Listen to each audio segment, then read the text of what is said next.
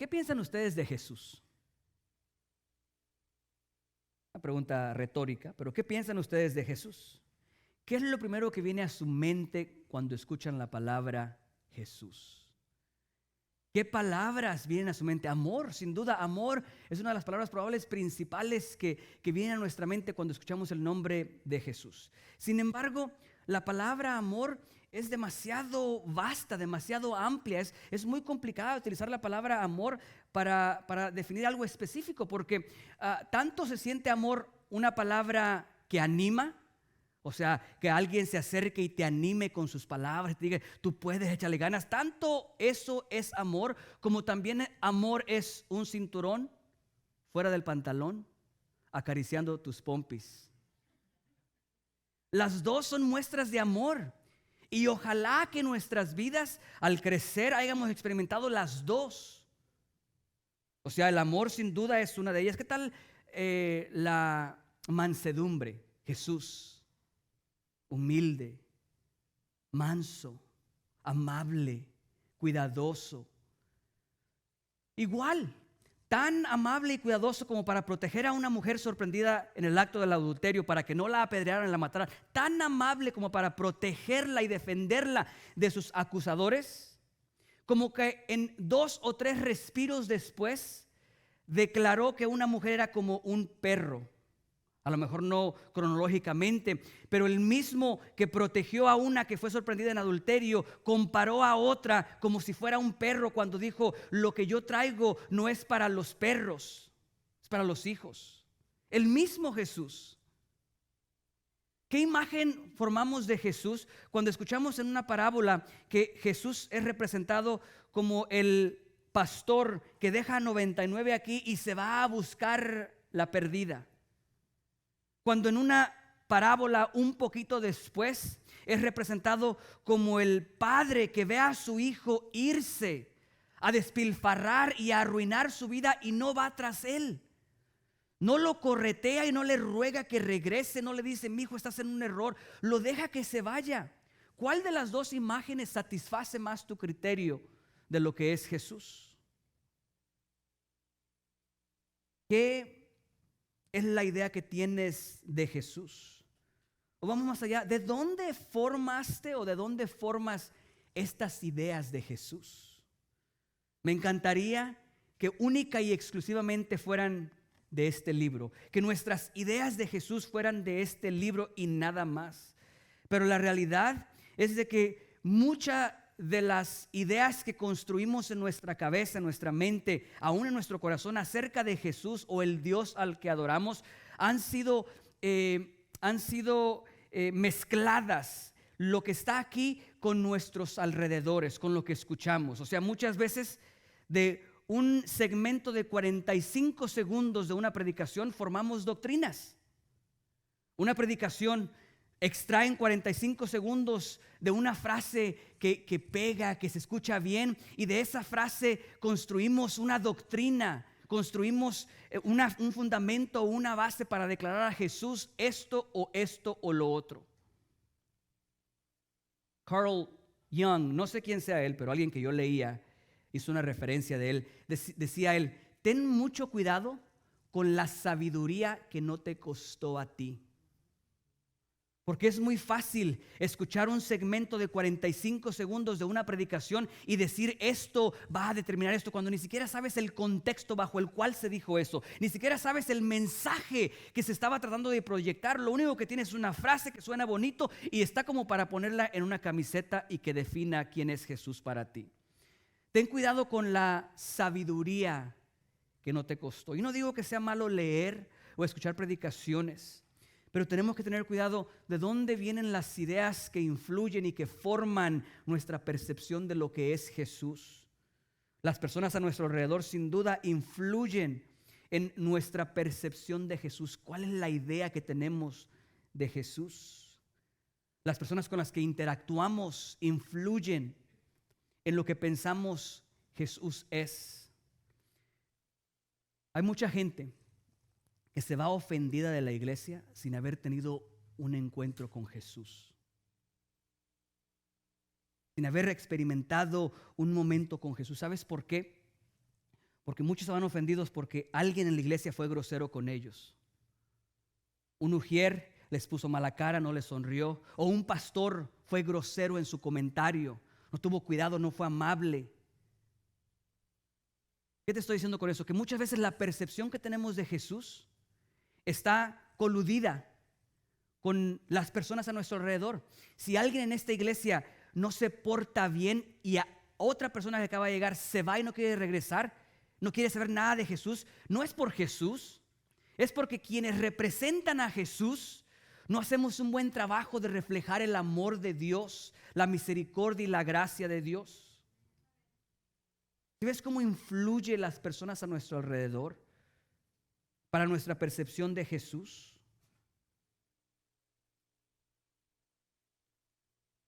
Todo lo que leemos en la Biblia, las personas a nuestro alrededor, nuestras experiencias se convierten en nuestro conocimiento de Dios, de Jesús. Y el conocimiento que tenemos es la clave. El conocimiento que tenemos de Cristo Jesús es la clave para poder interactuar con Jesús. Jesús le decía a la mujer junto al pozo, la samaritana, le decía: ustedes adoran a quien no conocen. O sea, no saben. Cuando ella preguntaba, ¿dónde debemos adorar? ¿Aquí o allá? Él dice, ustedes adoran lo que no conocen. Hay una complicación en interactuar con algo que no conocemos. Pablo les decía a los ciudadanos de Atenas, ustedes están adorando al Dios no conocido, pero lo están haciendo de una manera ignorante, lo están haciendo mal. Como ves, hay algo importante de conocer a Jesús para poder interactuar con Jesús. Nuestro conocimiento de Él nos llevará a actuar correctamente con Él, a tratarle de la manera correcta. Si tu conocimiento de Jesús es incorrecto, te llevará a actuar de una manera incorrecta. Por ejemplo, si tú crees que a Jesús no le interesa cómo vives, ¿cómo crees que vas a vivir? Si tú crees que a Jesús no le interesa cómo hablas, ¿qué crees que va a pasar con tu vocabulario? Oigan, están muy callados. Como que de repente a lo mejor escribí el mensaje incorrecto, Dios se equivocó. No echarle la culpa a Dios. Yo aquí solamente soy el sirviente. Él dice y yo hago. Él apunta y yo para allá voy. Si tú crees que Jesús no está interesado en lo que dices, en lo que hablas, en lo que ves, en lo que escuchas, actuarás de esa manera. ¿Sí ves cómo el conocimiento apropiado de Jesús te llevará a interactuar con Él de una manera correcta? Y el conocimiento incorrecto de Dios nos llevará a lo mejor estar buscando interactuar con algo y hacerlo de una manera incorrecta. No sé cuál sea la razón o tu perspectiva de Jesús el día de hoy, pero tengo buenas noticias. Tengo buenas noticias para ti. Quiero decirte que si estás buscando de Jesús con el conocimiento correcto o no, lo vas a encontrar. O sea, te estoy diciendo que aunque busques a Jesús por las razones incorrectas, hay muchas probabilidades de que si estás buscando a Jesús por las razones incorrectas, lo encuentres. Y más si te atreves a pararte en una iglesia. Juan capítulo 14, versículo 6. Hoy vamos a iniciar una nueva serie. Quiero otra vez esta serie hablarte un poquito acerca de Jesús, con el deseo en mi corazón de que puedas formular el concepto correcto de Jesús. Juan 14, versículo 6. Cuando lo tengan pueden indicar con un amén. Jesús le dijo a alguien igual: yo soy el camino, la verdad y la vida.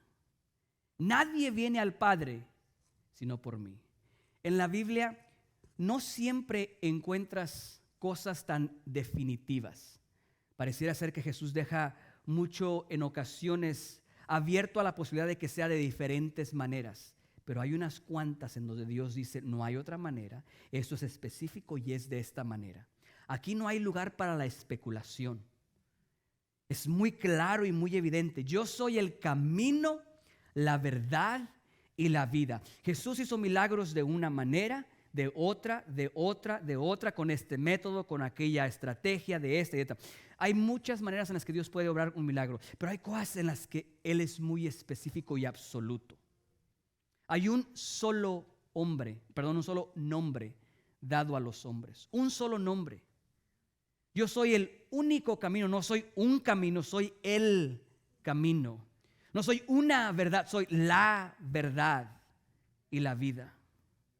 Amén. Quiero a través de esta serie hablarte de 3 hechos acerca de Jesús, 3 cosas esenciales de Jesús, 3 realidades de Jesús que ojalá nos ayuden a poder interactuar con Él de una manera correcta. No sé si tengas el conocimiento correcto o que la razón sea la correcta por la que estás buscando a Jesús, pero no te preocupes. Aún por las razones incorrectas, si estás buscando a Jesús, lo encontrarás. Pregúntale a Saulo.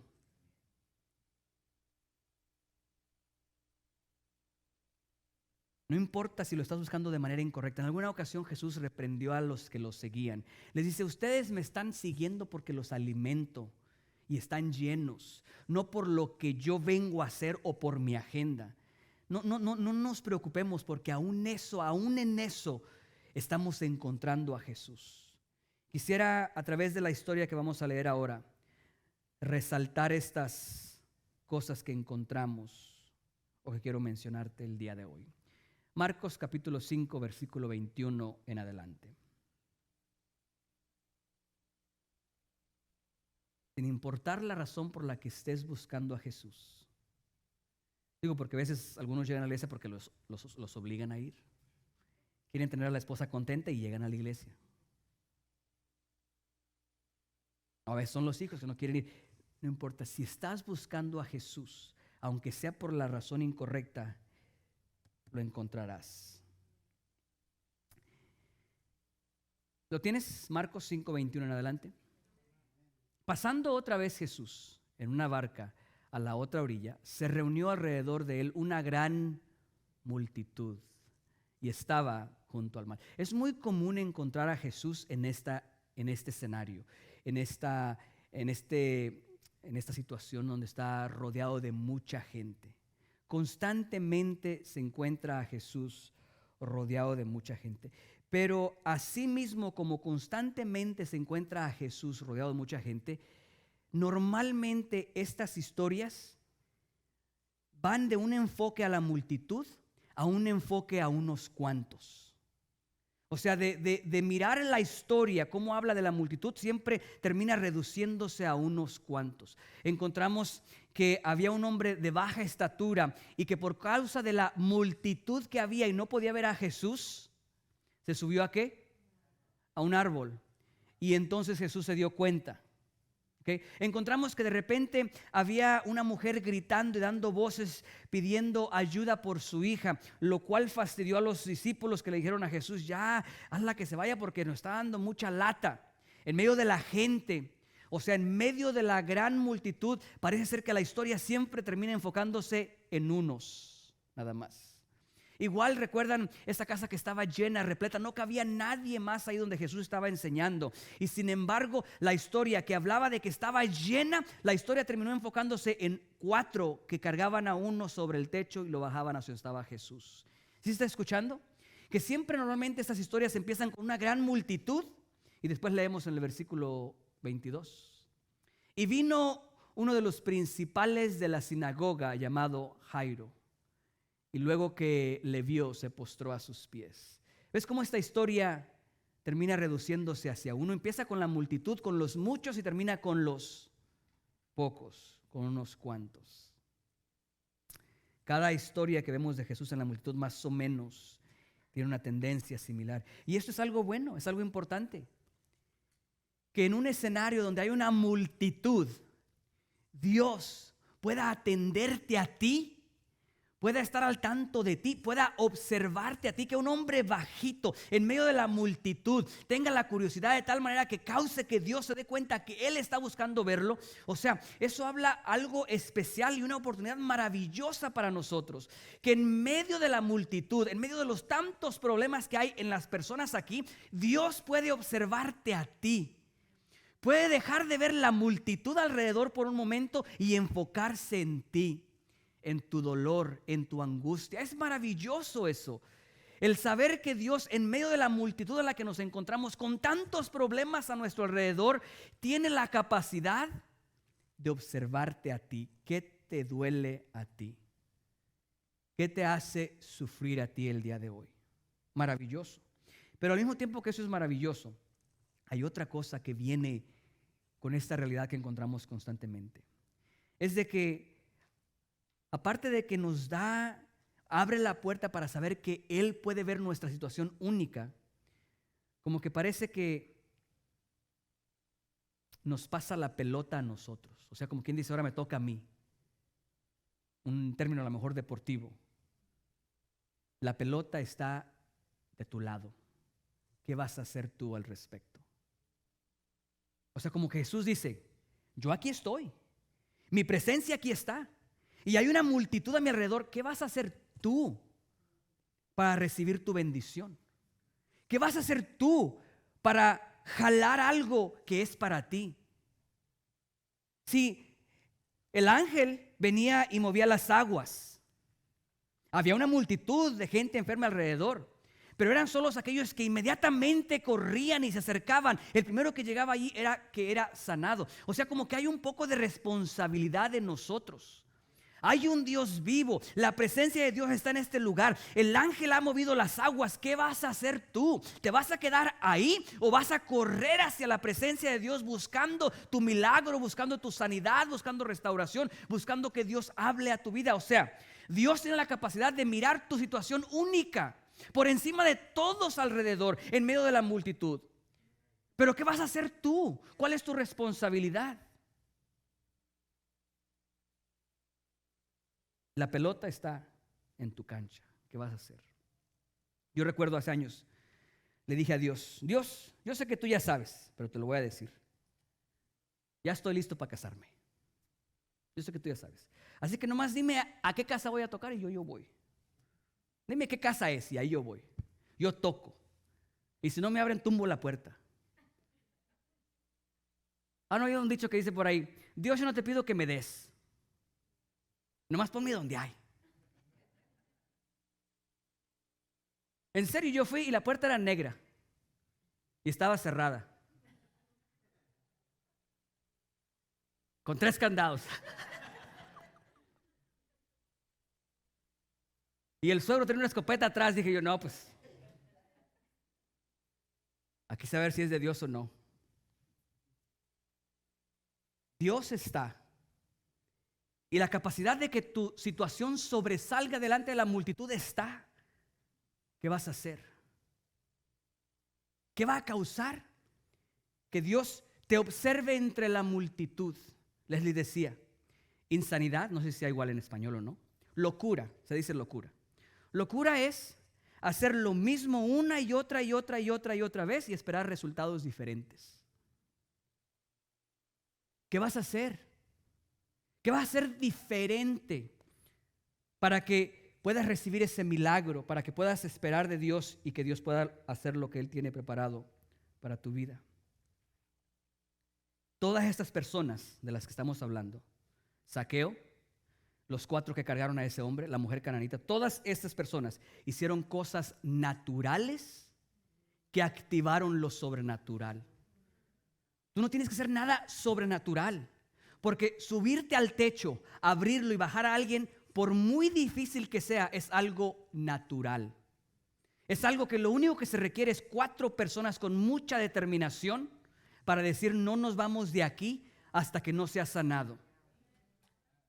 El que aguantes las palabras ofensivas, groseras de un líder que te menosprecia no requiere algo sobrenatural. Esa mujer cananea aguantó que la humillaran y la maltrataran, pero se quedó ahí hasta recibir su bendición. cosas naturales que tú y yo podemos hacer nos posicionan. Si ese hombre que estaba paralítico tenía muchas más probabilidades de ser sano si estaba enfrente de Jesús que si estaba allá atrás. Lo único que ellos tenían que hacer era ponerse enfrente de Jesús y nada más. Entonces, en la multitud Dios te ve a ti. Te ve a ti. Y ahí es donde inicia nuestra historia de este hombre. Se llama Jairo. Y luego que le vio, se postró a sus pies. Mantén en tu mente la posición de Jairo, lo que Jairo es, lo que define a Jairo en esta escritura. Perdón. Si pones el 22 otra vez. Y vino uno de los ¿qué? Principales de la sinagoga, uno de los líderes religiosos. ¿Ok? Mantén eso en mente, cercano ahí. Pero continuamos. Llamado Jairo, y luego que le vio, se postró a sus pies. Se postró. Versículo 23. Y le rogaba mucho diciendo, mi hija está agonizando. Ven y pon las manos sobre ella para que sea salva y vivirá. Muy bien. Aquí empezamos la interacción con Jesús y cómo el tener el conocimiento correcto de Jesús nos ayudará a interactuar con Él de manera correcta. Jairo ve a Jesús e inmediatamente corre y se postra delante de Él. Sin importar su estatus social, sin importar su identificación, su identidad, llega y se postra delante de Jesús. Las circunstancias a nuestro alrededor siempre contribuyen a nuestra manera de acercarnos a Jesús. Siempre contribuyen. Este hombre estaba en un dolor agonizante dentro de él. Imagínate a tu niña de 12 años en cama a punto de morir. Esas circunstancias causan que cuestiones todo lo que crees saber hasta ese día. Esto es lo que él estaba pasando en ese momento. Porque les digo que mantuvieran en mente su posición, su identidad. Él era uno de los líderes religiosos. Los líderes religiosos no querían a Jesús. ¿Por qué crees que Nicodemo, cuando fue a acercarse a Jesús, fue en la noche, escondidas? Porque no iba una cosa con la otra. Los líderes religiosos no podían ver a Jesús. Como no lo podían ver, este líder religioso, Jairo, a causa de sus circunstancias, mi hija se está muriendo. Y el camino que yo conozco no me está siendo suficiente para que mi hija sea sanada o restaurada. Este camino diferente puede ser la solución. Llega un punto en el que se tiene que parar enfrente y decir, todo lo que yo creía saber hasta este momento, no estoy seguro de que sea lo correcto.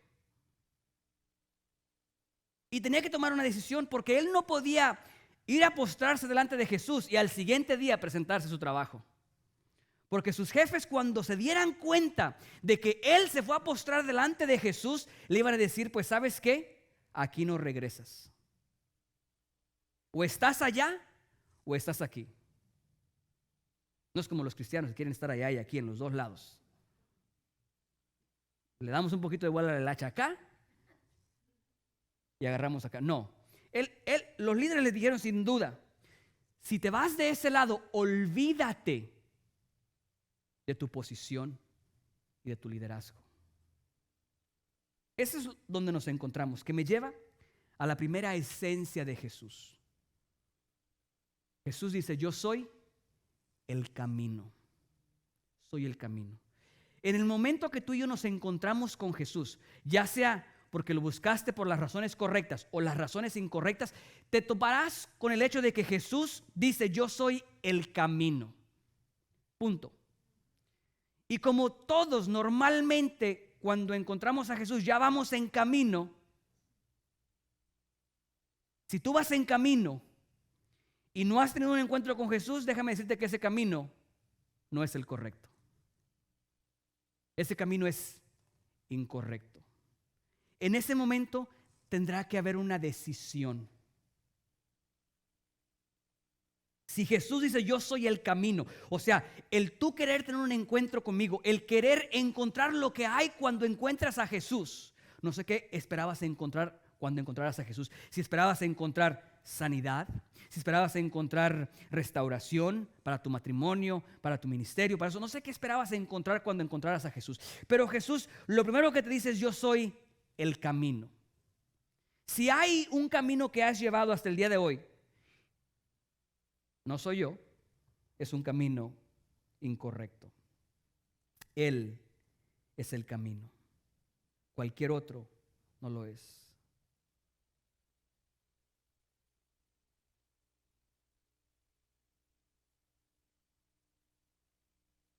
Él tenía que tomar una decisión. Esto que he intentado no funciona. Estaba atorado. Y tú dirás, pastor, nosotros no somos fariseos. Yo sé, pero aún nosotros nos atoramos en nuestros propios caminos. Decimos, es así y es así. Cuando tenemos un encuentro con Jesús, Jesús dice, yo soy el camino. O sea, hay una ruta que caminar. Y cuando te encuentras en ese camino que es el incorrecto y encuentras a Jesús, no puedes. O sea, para que estés en comunión con Jesús hay una sola manera, y es que Él sea la ruta, que Él sea el camino. No puedes ir en tu camino haciendo lo que tú quieres hacer, viviendo como tú quieres vivir y pretender que estás en el camino de Jesús. Él es el camino. Entonces tenemos dos opciones: o cambiamos nuestra ruta porque vamos en el camino correcto, o número dos, porque hay gente que de repente a lo mejor no va en camino, no va en ruta, simplemente está parada. Número dos, empiezas a caminar. Porque ninguna de las dos es justificable. Voy en el camino incorrecto, pero voy. No. Él es el camino. No hay varios caminos. No todos los caminos llevan a Jesús. Uno, Él es el camino. Entonces, o caminas ahí o caminas ahí. Suena como que no hay muchas opciones, ¿verdad? Pero lo que quiero mencionarte es que de repente ignoramos el hecho de que un camino significa una ruta. Y una ruta tiene que recorrerse. Jesús no es un lugar estático. Jesús es el camino, y si Él es el camino, tiene que haber movimiento en tu vida constante, que es en Cristo Jesús. Constante, tiene que haber crecimiento, tiene que haber madurez, tiene que haber conocimiento, tiene que haber construcción de carácter o desarrollo de carácter, tiene que haber el servir, tiene que haber ministerio, tiene que haber amor, tiene que haber todas estas cosas en las que vamos avanzando, porque es movimiento, no es estático. Jesús no puede decir yo soy el camino y tú te quedas donde estás. En el momento que tienes un encuentro con Cristo Jesús, tienes que entender que no te puedes quedar donde estás. No puedes ir en la dirección incorrecta y tampoco te puedes quedar donde estás, porque Él es el camino, es una ruta a seguir, a caminar, a emprender. ¿Están conmigo? Jairo tenía que tomar una decisión. Estoy seguro, probablemente mientras escucha que Jesús estaba ahí y empieza a caminar, pasa todo eso por su mente. Esto no me está funcionando. Voy a ir con Él. Si yo voy con Él, esos me van a correr. Tenía que tomar una decisión y empezar a caminar y empezar a avanzar. Y finalmente, versículo 24 y 25, inicia Jairo y toma la decisión. Se postra delante de Jesús y lo reconoce como el camino. Ya no el camino de Jairo, sino ahora el camino es Jesús. Ya no es la religión establecida, sino ahora era Jesús. Fue pues con él y le seguía una gran, otra vez, multitud. Y le apretaban. Pero miren una vez más la tendencia. ¿Pero qué? Una mujer. La multitud se reduce a una mujer, una persona. Pero una mujer que desde hacía 12 años padecía de flujo de sangre. Vamos a parar un poquito ahí. Muy bien. Vemos ahora que Jairo inicia la ruta, inicia el camino. ¿Quién es el camino? Jesús. Jairo inicia el camino. Y esta historia, muy temprano, es interrumpida. Jairo toma la decisión, elige el camino, empieza a caminar en Jesús. Y tan pronto como inicia esta ruta, su historia es interrumpida. ¿Cuántos de ustedes les gustan las interrupciones? Imagínate, Jesús está hablando contigo y te está diciendo lo especial que tú eres. Y te está diciendo las cosas que Él va a hacer en tu vida y los milagros que Él va a obrar a través de ti y a dónde te va a llevar, todo lo que va a hacer. Y de repente alguien se atraviesa por ahí y Jesús voltea la atención para acá y te dejó a ti ahí a medias. Jesús, ¿no te escuché que dijiste que una casa? ¿O escuché mansión? Repite por favor antes que te vayas lo último que dijiste, por favor. No escuché. Y Jesús haciendo algo más. Quita el enfoque de ti y lo pone en alguien más. La primera interrupción. Apenas inicia la historia de Él y es interrumpida de una manera abrupta. ¿Qué les parece? ¿Les agrada? Es aquí donde encontramos la segunda esencia de Jesús. Él es el camino. Tenemos que lidiar con Él como lo que Él es. Hablas de amor, puedes hablar de amor. Habla de misericordia, puedes hablar de misericordia. Pero lo que es innegable es de que Jesús es el camino. O sea que mucho amor y sin camino de nada te sirve. Mucha misericordia, mucha gracia y sin camino de nada sirve. Él es el camino, la verdad y la vida. Y nadie va al Padre si no es a través de Él. Si no cruzas por la puerta que Él es, no entrarás por mucho amor y mucho cariño y mucha amabilidad y mucho estudio. Él es el camino, es la ruta a seguir. Número 2, Él es la verdad. O sea que cuando encontramos a Jesús, por razones buenas o razones malas, tenemos que lidiar con que Él es el camino y tenemos que lidiar con la verdad. La verdad. Encontramos que la historia que acaba de iniciar es interrumpida de una manera rápida, de una manera fuerte. Déjame decirte un par de cosas acerca de las interrupciones, que son muy comunes en el camino de Jesús. ¿Ustedes recuerdan cuando Jesús le dijo a los discípulos, pasemos al otro lado, en la barca? Y unos momentos después Jesús estaba dormido y vino una interrupción a su ruta, una tormenta. Déjame decirte algo acerca de las interrupciones. Las interrupciones en el camino, ¿quién es el camino? Las interrupciones en Jesús, o sea, en la ruta que es Jesús, las interrupciones en el camino siempre son calculadas. Las interrupciones en el camino son calculadas. Por favor, escúchame esto. A lo mejor ahorita no estás en medio de una interrupción que trae agonía y tristeza a tu corazón. A lo mejor sí. A lo mejor la vida va bien. Pero en el camino, Jesús, encontrarás interrupciones. Y ojalá y escuches hoy que estas interrupciones son calculadas. Significa que la magnitud del poder de la interrupción es calculada. La tormenta, por mucho que parecía destrozar a la barca, no la iba a destrozar. Las interrupciones son calculadas, la magnitud y el poder son calculadas. Estas interrupciones que nosotros experimentamos son calculadas en su poder, magnitud, son calculadas en sus consecuencias.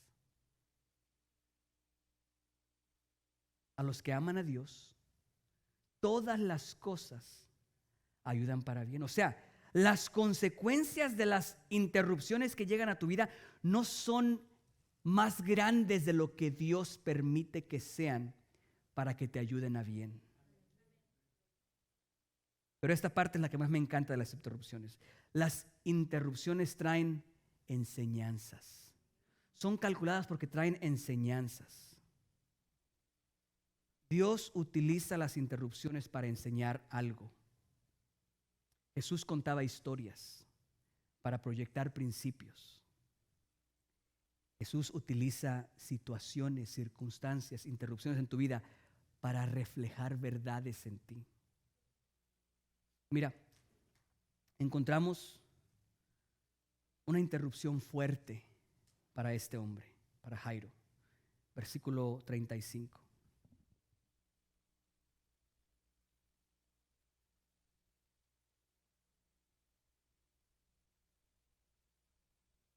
Mientras él aún hablaba, él estaba hablando. Miren, no les mencioné la historia completa, se las digo rápidamente. Cuando ellos inician el camino, son interrumpidos por esta mujer que tenía 12 años con un problema de flujo de sangre. Y la Biblia, en este pasaje, se avientan aproximadamente 10 versículos hablando de eso. ¿Tú puedes imaginarte a Jairo? La urgencia que él tiene y pasar 10 versículos esperando la descripción de una mujer que está interrumpiendo lo que Dios le prometió a él, que está atravesada en el camino y no permite que fluya la bendición que ella está esperando, hasta que llegamos a este versículo.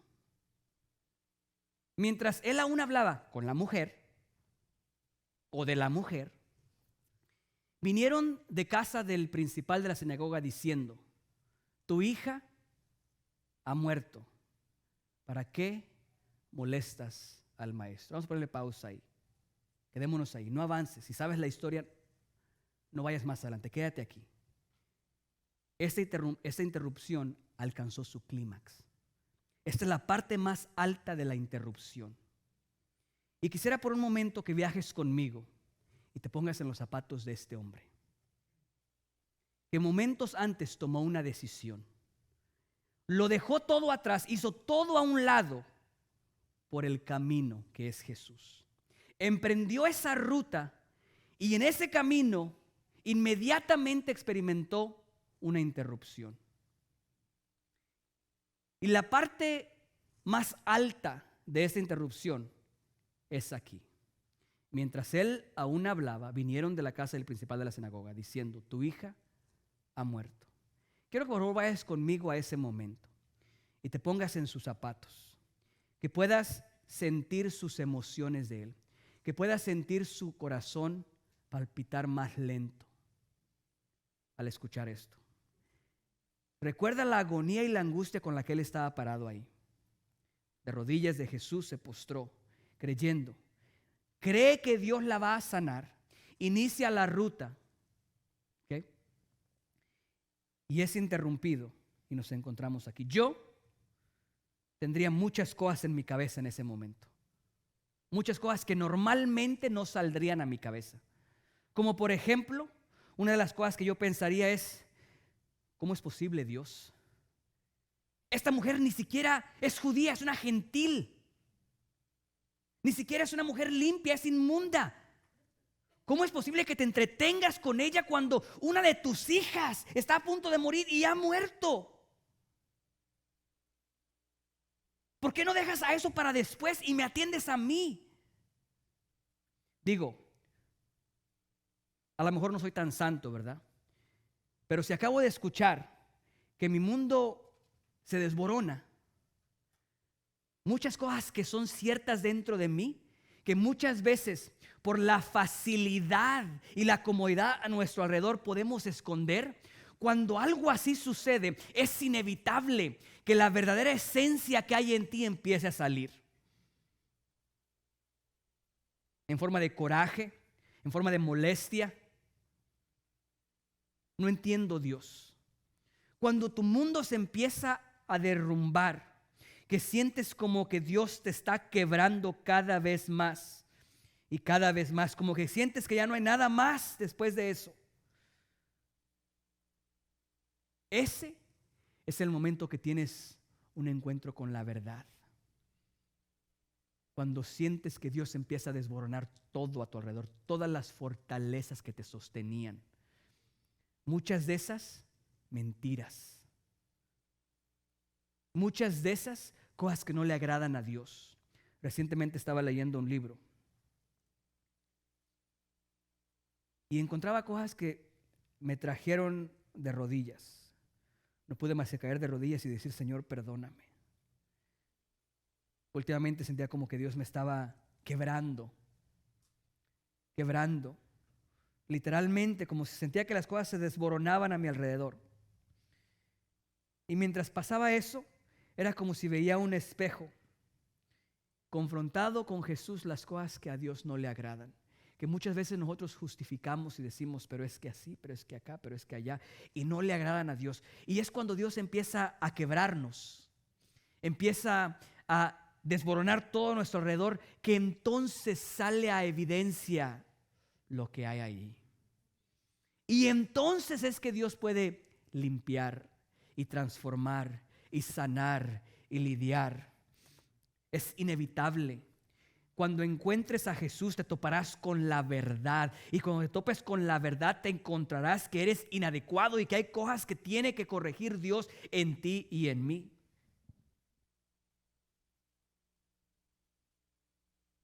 ¿Cuánto les gusta estar ahí?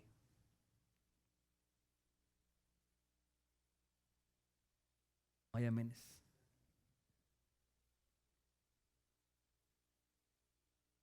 Este camino no es acerca de nosotros. Y es probablemente una de las cosas más difíciles de romper en nosotros. Todo está enfocado en nosotros. Te van a enseñar una foto. ¿A quién buscas primero? ¿A ti? Ah, no saliste. Ah, no, no.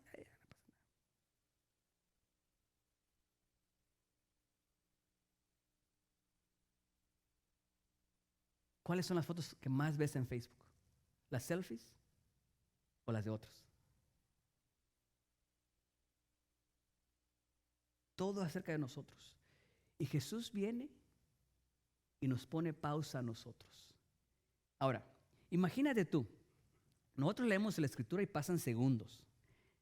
Pero yo me imagino lo que Jairo podía sentir cada vez que Jesús, en lugar de apresurarse más pronto, se quedaba ahí. Yo creo que los segundos se le hacían años a él. Tenía en espera. No sé si sientas que todo se está derrumbando a tu alrededor, pero si es el caso, empieza a observar a través de ese espejo qué es lo que no le agrada a Dios.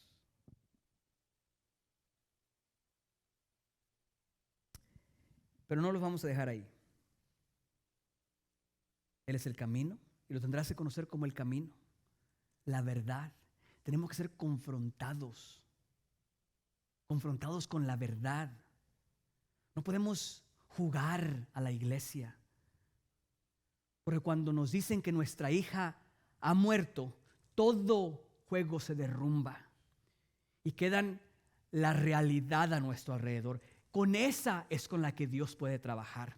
No con lo que aparentas hay en ti, sino con la realidad que hay en ti es con lo que Él puede trabajar. Señor, esto hay en mí y yo sé que está mal. Por favor, ayúdame y quítamelo. No con disfraces, no cubriendo la realidad que hay ahí, sino expuestos a la verdad. Cuando se nos dice que nuestra hija ha muerto, sin duda que todas las defensas construidas, los ideales, todas aquellas cosas que con el tiempo construimos se derrumban y se van al suelo y quedamos indefensos delante de Jesús, para que ahora sí Él pueda manifestar su gloria a través de una vida rota, a través de una vida arruinada, por decirlo así.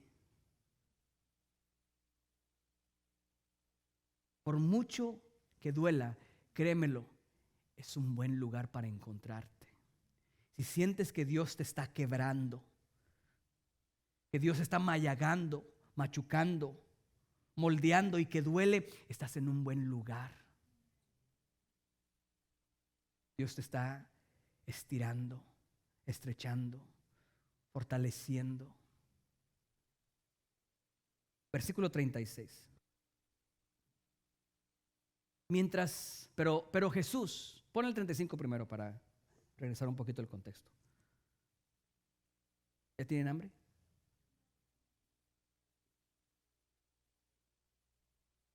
Digo porque oí una tripa por ahí.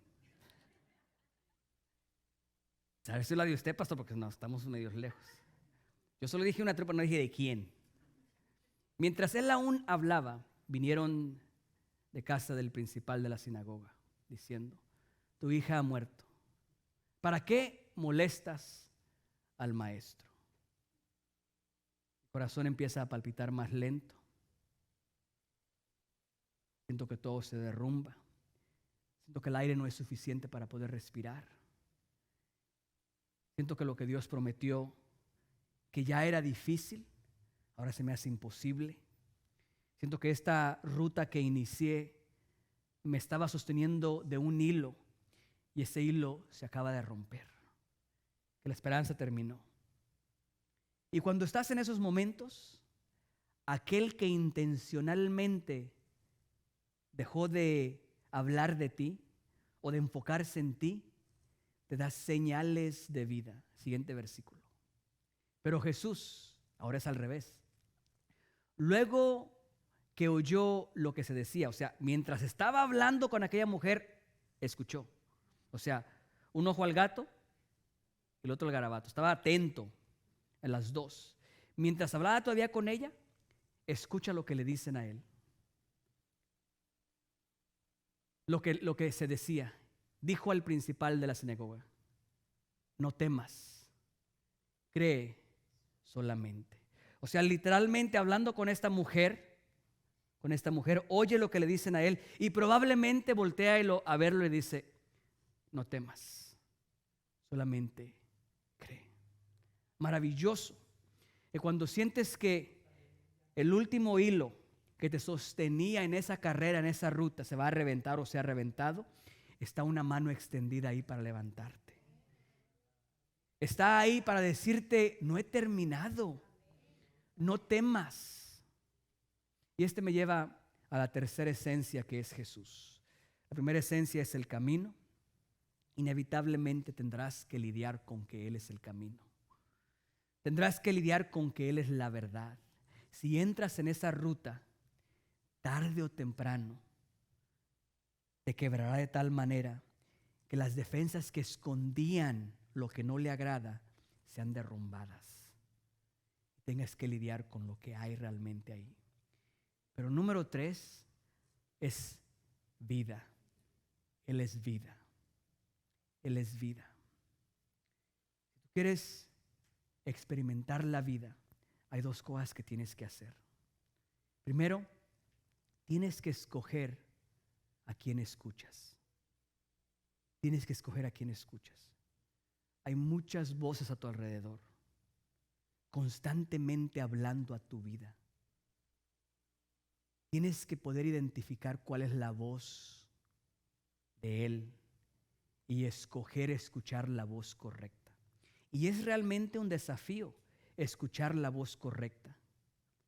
Porque cuando se trata de escuchar, nosotros buscamos que sea fuerte, que sea claro, conciso y específico. Y el diablo habla así. Vienen y le dicen fuerte para que escuche: tu hija ha muerto. Le dicen claro para que entienda lo que está pasando: tu hija ha muerto. Ya no molestes más al maestro. Específico. ¿Hay algo que hacer después de eso? Nada, vámonos. Así habla el enemigo. El enemigo no viene con incertidumbres. Él viene y dice: ¿viste? Tu esposo no se comió tu comida. La dejó ahí. Seguramente ya no le gusta cómo cocinas tú. Y empieza. Mira, ¿viste? Tu esposo no te dijo qué guapa estás. Y empieza por ahí. El enemigo es muy claro. Y Dios, en contraste, no lo es. Y eso nos complica aún más. Porque Dios no es específico. Hay 2 opciones para escuchar aquí. Una fuerte, clara, específica, concreta. Y la otra muy vaga. No es tan específica, no es tan concreta. Porque uno viene y dice, tu hija está muerta. Y tú quieres escuchar a Dios. Y lo que Jesús dice es, no tengas miedo. ¿Por qué me haces esto, Jesús? ¿Por qué no me dices, mi hija no está muerta? ¿Por qué solo me dices, no tengas miedo?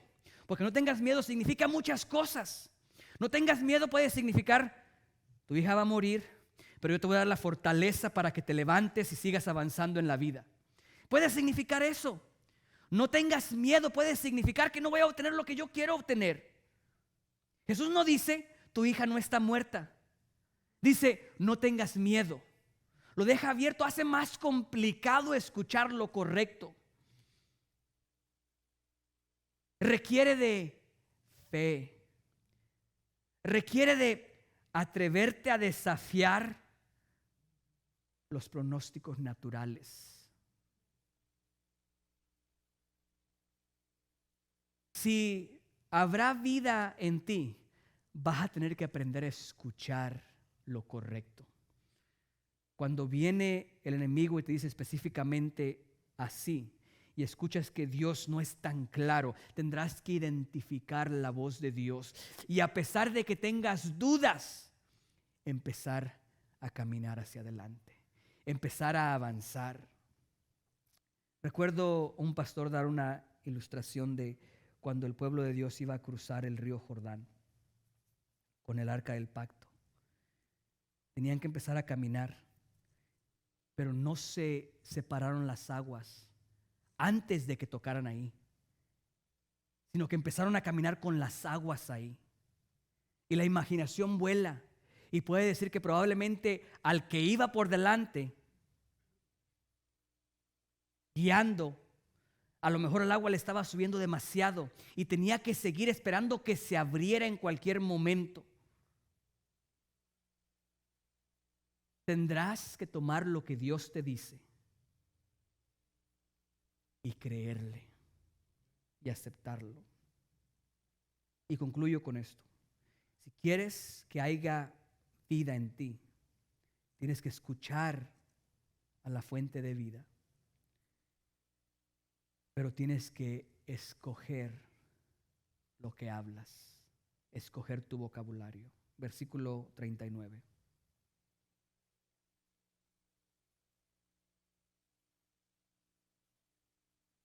Y entrando Jesús, les dijo, ¿por qué alborotáis y lloráis?